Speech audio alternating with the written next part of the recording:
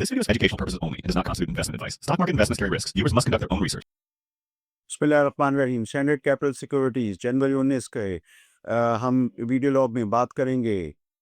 एक तो ये है कि मार्केट KC100 इसका बुल रन ये चल रहा है और बुल रन पिछले हफ्ते आपने देखा होगा OGDC PPL के हवाले से बहुत सारी चीज़ें थी। जो चीज़ें बहस से तजज़ियाकार मैं बता सकता हूँ वो PSX के 2 नोटिस थे, जिसमें कि 7,700 बैरल्स के बारे में आया था बागज़ई नाशपा से, जिसमें कि यानी तकरीबन 65% स्टेक्स OGDC और 30% स्टेक्स पाकिस्तान पेट्रोलियम के थे। ये 2 हैवी वेट स्टॉक्स हैं जिनमें KC100 का एक वेट है और ये कि अगर फ़र्ज़ करें कि इनमें ख़रीदारी हो तो इंडेक्स इससे बढ़ सकता है। इस वजह से हमने देखा कि पिछले हफ्ते KC100 में इजाफ़ा हुआ था। वनूज़ अभी जो मज़ीद इसमें जो एक्सप्लोरेटरी वेल्स DWT जो आने बाकी होंगे, जो PPIs के डेटे में मौजूद हैं, तो उस हिसाब से लगता है कि मज़ीद ये फ़ी पाकिस्तान के लिए काफ़ी कारआमद साबित हो सकती है। आगे देखते हैं होता है क्या। इस हवाले से मैंने अपने पिछले वीडियो लॉग्स में भी बात की थी। इसके अलावा बहुत सारी आप जानते हैं डेवलपमेंट्स रिकॉर्डिंग के हवाले से चल रही हैं और हम ये बात देख रहे हैं। मुल्की सतह पे भी गैर मुल्की सतह पे भी बहुत सारे यानी न्यूज़ मीडियाज़ पे इस हवाले से कवरेज हो रही है। कोई ढकी छुपी बात नहीं है और इसमें आप जानते हैं कि मैं अक्सर हमेशा तक हर वीडियो लॉग में ये बता देता हूँ कि ये जो कंपनी है इसमें 8.33% OGDC और 8.33% यानी पाकिस्तान पेट्रोलियम के भी हैं। ये फ़ेज़ 1 के हिसाब से पैसों का इंतज़ाम जो है वो हुकूमत पाकिस्तान ने मल्टीलेटरल एजेंसीज़ से मुख्तलिफ एपेक्स बैंक इस तरह की चीज़ों से किया हुआ है। फिर बाद में फ़ेज़ 2 वगैरह भी आगे आएगा, उसमें हो सकता है उस स्टेज पे हमारी इनके पास 2 ब्लॉक्स हैं वहाँ पे, वो भी बाद में आएँ। लेकिन बहरहाल फ़ेज़ 1 के हिसाब से चीज़ें चल रही हैं और जैसे कि मैंने बताया कि मुल्की सतह पे भी और गैर मुल्की सतह पे भी। तो एक तो ये चीज़ जो है वो है। फिर कुछ ज़ैली कंपनियाँ भी हैं जो कि रेगुलेटरी की चीज़ों से, ट्रांसपोर्टेशन के हिसाब से, एक्सकवेशन के हिसाब से मुताल्लिक़ हैं।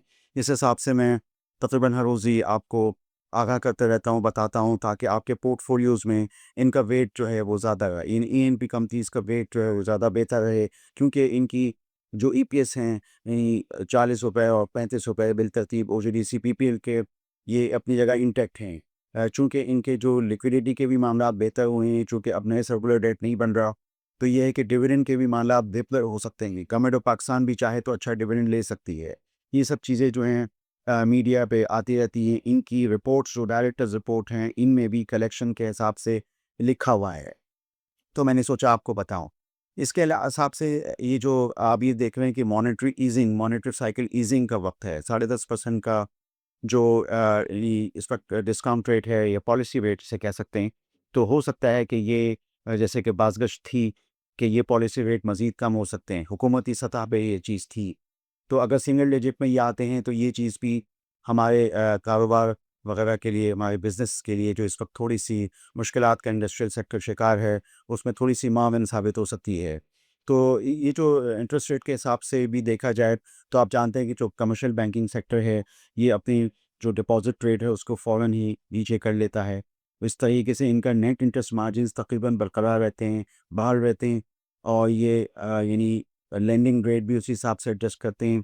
तो इस तरह ये कि नेट इंटरेस्ट मार्जिन्स को भी देखा जाए, तो अब ये है कि कोशिश हमने ये पिछले महीनों में देखी कि प्राइवेट सेक्टर क्रेडिट ऑफटेक इन्हीं बैंकों का बढ़ रहा है और एडवांसेस टू डिपॉज़िट रेशो भी थोड़ा 40% से थोड़ा नीचे-नीचे है, जो कि सूरत-हाल बेहतरी की तरफ है।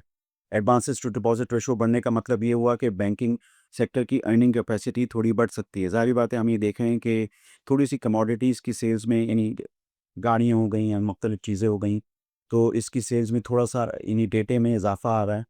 तो ये चीज़ जो है बहरहाल बैंकिंग सेक्टर के लिए भी ये इनडायरेक्टली सही है। तो हम ये देख रहे हैं कि ये जो फाइनल क्वार्टर 31 दिसंबर का बंद हुआ होगा, तो उसमें एक तो PIV टेबल्स से गेन्स और उसके बाद ये है कि जो डिविडेंड वगैरह वो अपनी जगह मौजूद हैं। आप जानते हैं कि जैसे MCB बैंक है ₹9 का कंसिस्टेंट डिविडेंड पिछले कई क्वार्टर्स से दे रहा है, ₹7 मीज़ान बैंक कई क्वार्टर्स से दे रहा है। इसी तरीके से 2 मिड साइज़ बैंक जो कि ट्रेड फाइनेंस में अच्छे हैं, जैसे HMB है या बैंक अल हबीब है, ट्रेड फाइनेंस से तकरीबन 25 से 30% आमदनी होती है, तो ये बैंक्स इनके भी फाइनल डिविडेंड का इन्वेस्टर्स इंतज़ार करते हैं। तो ये है कि ये भी प्राइस टू बुक पे ज़रा यानी डेढ़ क्या जो पीबीवी मल्टीपल है वैल्यूएशन के हिसाब से उससे थोड़े से नीचे हैं, तो मैंने सोचा कि ये हिसाब से आपको बताऊं।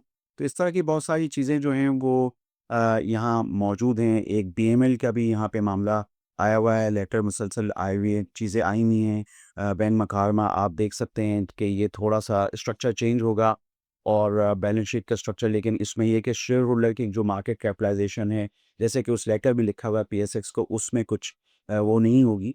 तो ये है कि ये इसमें कोई परेशानी की बात नहीं है। मेरे ख़्याल में स्टेट बैंक की इतनी ज़बरदस्त, इतनी सख्त रिक्वायरमेंट है कि जो बैंक जो है वो कोशिश करेगा कि अपनी इक्विटी को बिल्कुल अच्छा ही रखे, कार को मेंटेन रखे।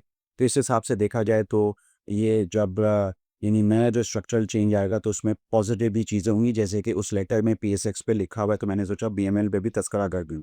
आप हमारे इस चैनल को सब्सक्राइब कीजिए, और जो मैंने अभी बात की वो यही की कि मार्केट का बुल रन चल रहा है, उसमें एक ईएनपी सेक्टर का भी एक पार्ट है और दूसरा बैंकिंग सेक्टर हैवी वेटेज।